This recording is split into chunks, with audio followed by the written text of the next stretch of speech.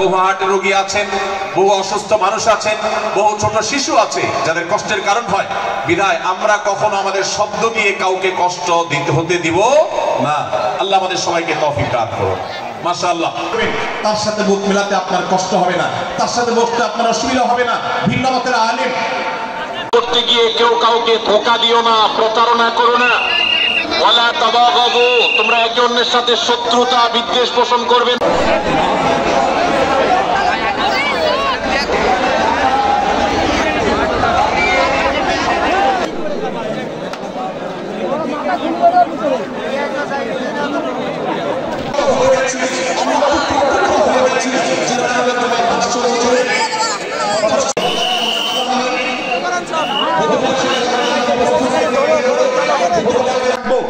মিথ্যা এটা আল্লাহর জমিনের সবচেয়ে বড় জঘন্য অপরাধগুলোর মধ্যে থেকে একটি।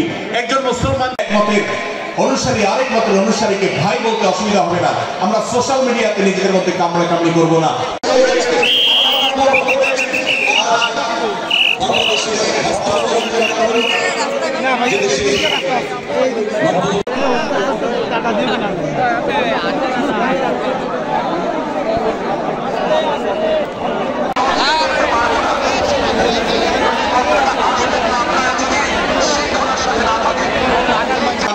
প্রশ্নই ওঠে না, বরং আল্লাহ বলছেন যে ফাসলিহু বাইনাহুমা, তাদের উভয়ের মধ্যে। সূরা হুজুরাতের 9 এবং 10 নম্বর আয়াতের শিক্ষা বলছে মুসলমানদের মধ্যে দুটি দল যদি মারামারি